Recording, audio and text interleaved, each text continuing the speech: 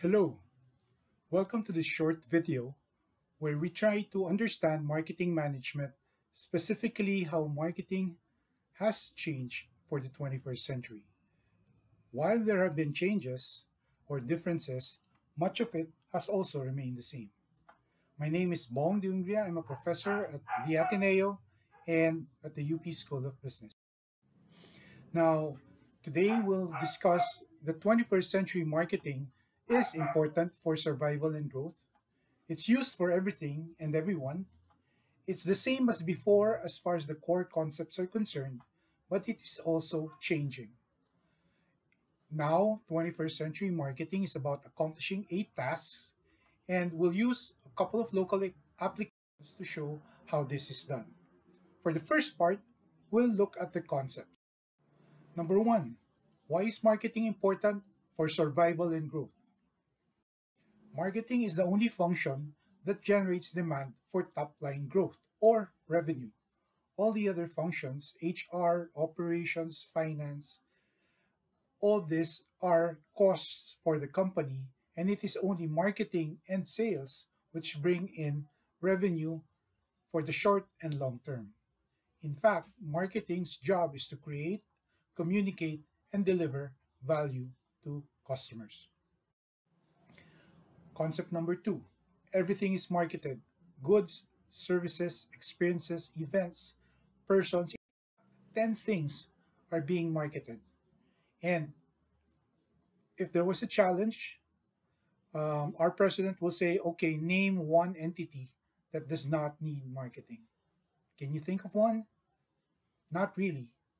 Even to your child or to your peer or office mate, you need to constantly market information and ideas so that you can have your objective achieved. The other question from our president or past president is, who is involved in marketing for your company? Please raise your hands. Now, the correct answer is every employee is a marketer. Whether you're in marketing, finance, operations, or human resources, because marketing involves everybody. Marketing involves delivery personnel, security guards, secretaries, collectors, messengers, anybody who comes in touch with the customer is viewed by that customer as the company.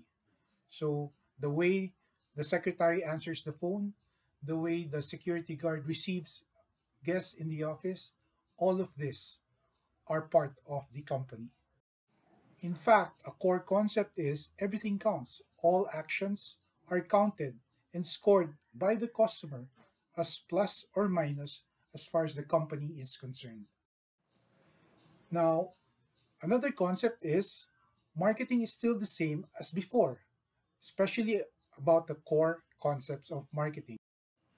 Now, I use the I Love Marketing model, and I can factually say that the definition of marketing is still the same. What is marketing?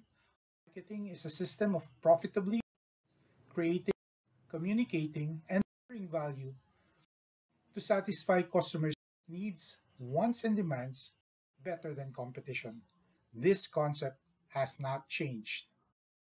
In fact, Maslow's hierarchy of needs, which tries to understand the motivation of customers as far as how, why, and when they buy, has been a constant reference for marketing since 1943.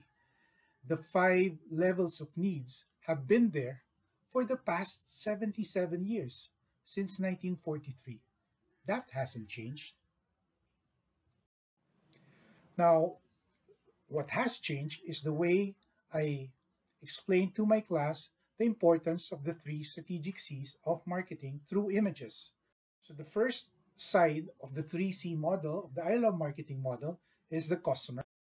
The second side is the company who creates, communicates, and delivers value. The third C is the competition. For customers, we must satisfy their needs, wants, and demands, but the most important thing to satisfy is their demands, which we'll tackle in a different lecture. So, whether it's 1970s marketing or 21st century marketing, the task or the objective is still the same. Marketing is a system that profitably creates, communicates, and delivers value to satisfy customers' needs, wants, and demands better than competition. This is still the same and will probably remain the same for many, many years to come. What has changed for 21st century marketing?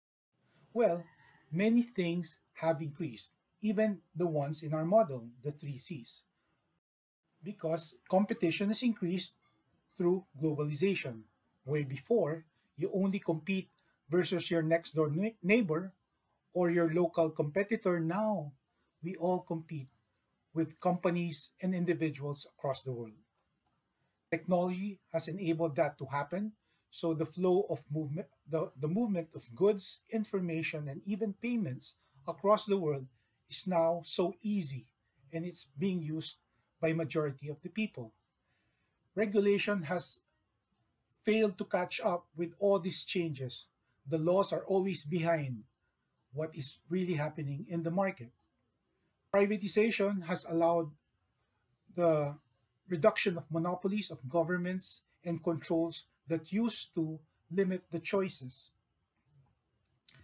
This has, in fact, encouraged more competition to be set up, and industries are also converging as far as the way to compete globally and with technology.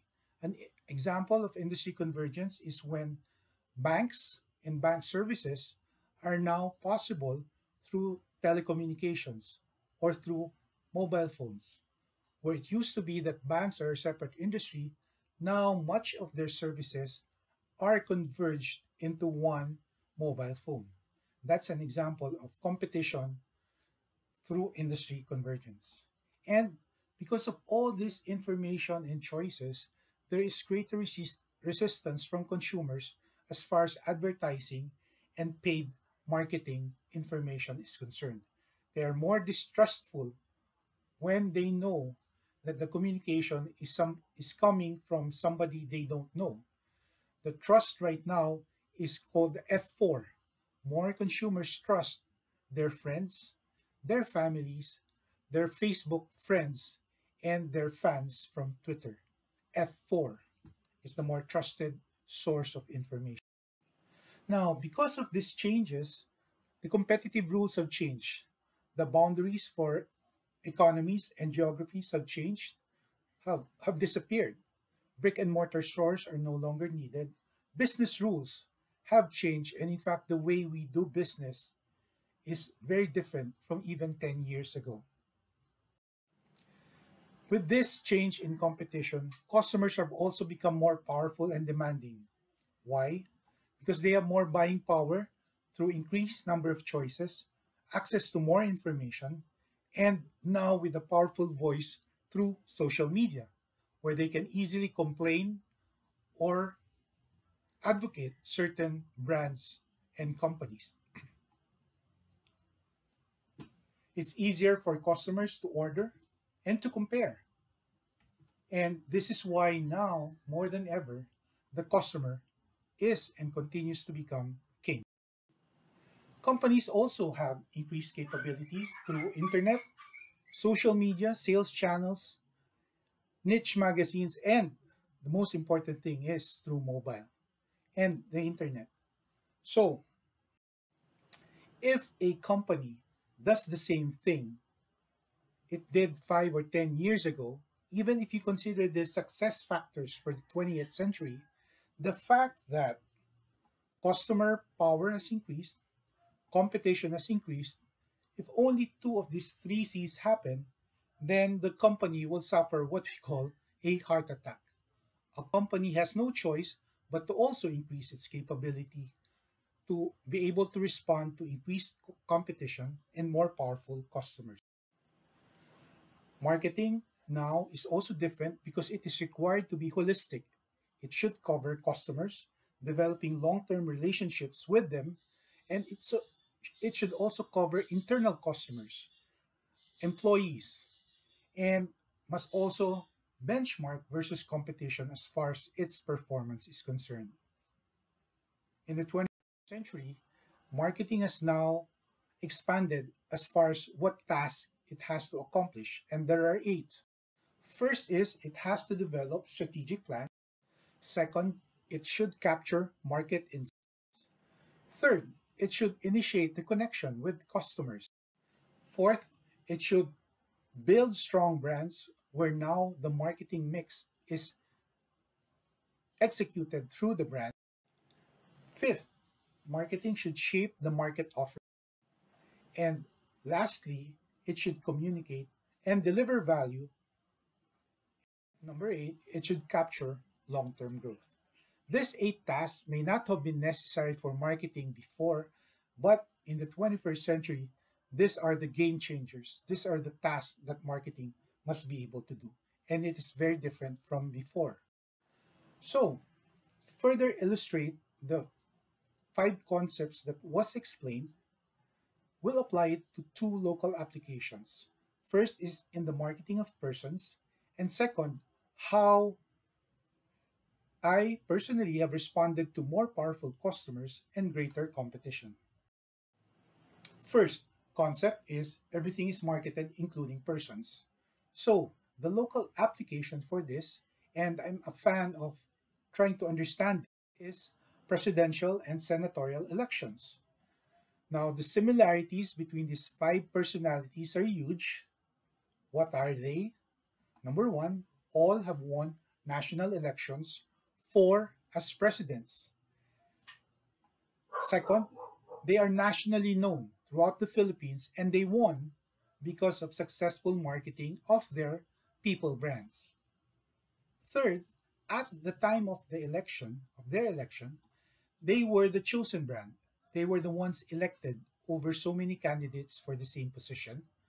And clearly, they were not the best in expertise, integrity, or service, and they were competing versus others who may have been better for the position but lost because they were not chosen or successfully marketed.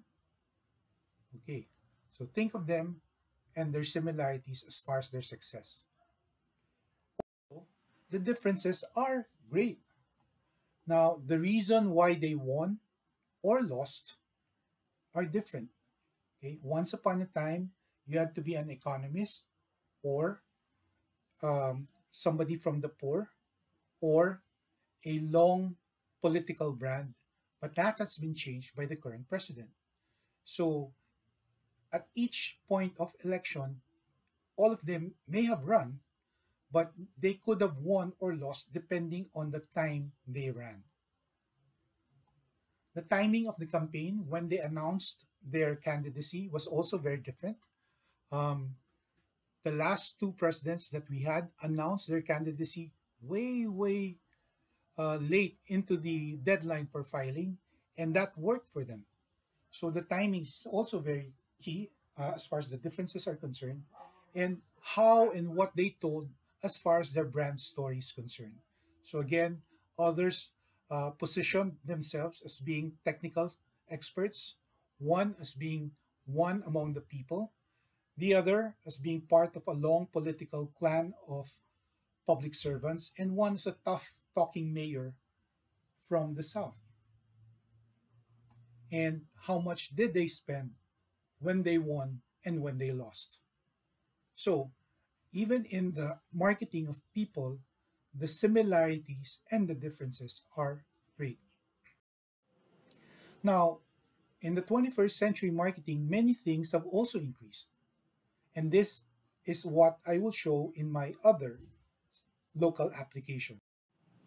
So, once upon a time, as a professor, my weapons were the textbook, which we used as reference for class discussions, and the actual class session, where we had all the students in one classroom at the same time and place. Now, this has changed. Now, students have become more powerful because they have easy access to information. They are now more vocal and demanding. They can get a lot of information through word of mouth or just by simply Googling a marketing topic They can get information through student evaluations, social media. They can exchange easily information through Viber, Messenger, and text. And they can even get the notes and assignments from previous classes.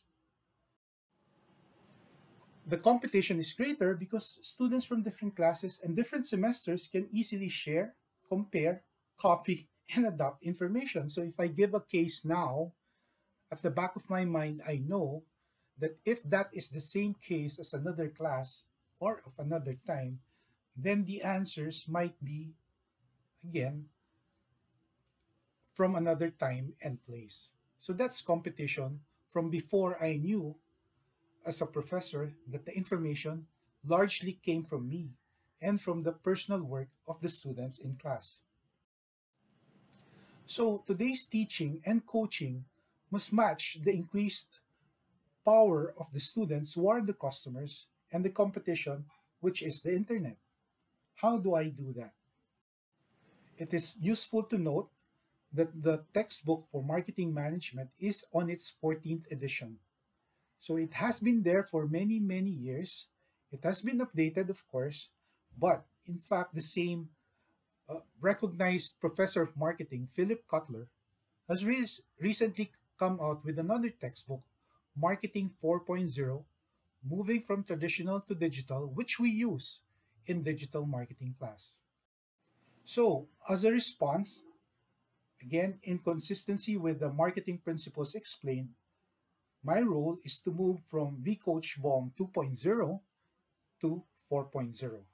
And this is why now the required submissions for many of my class requirements is through a video post posted on YouTube.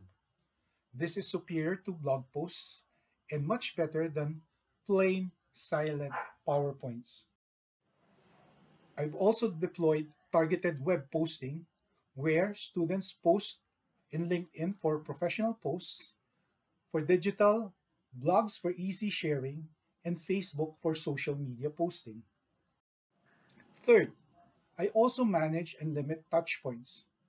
If I didn't do that, students will send me email, text, call, message me in Messenger, and it will be very difficult, if not impossible, to respond in a timely manner in all these screens. So I really limit my touch point to one easy to access, free connection, which is Viber. And that again is a way to manage demand.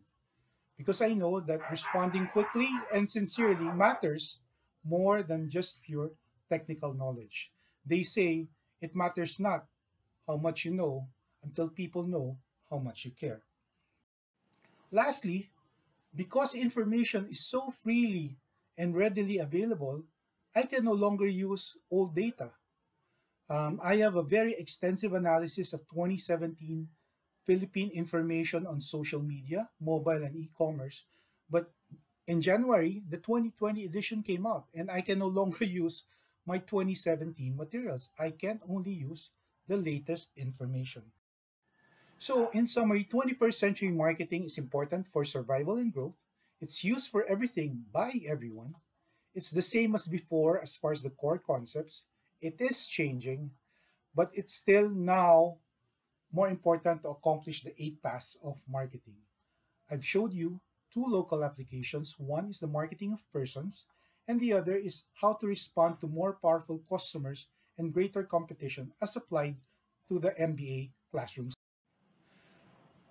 If you enjoyed and benefited from this short video, please subscribe, connect, or create. My name is Bong de Ungria. Subscribe to my YouTube channel. My real name, my full name is Remio Joseph de Ungria, and you can connect me through LinkedIn or through my blog. Again, we discussed today defining marketing for the 21st century. My description of that, it is the same, but different. Again, this is Bong de Ungria from the Ateneo and UP School of Business. Thank you.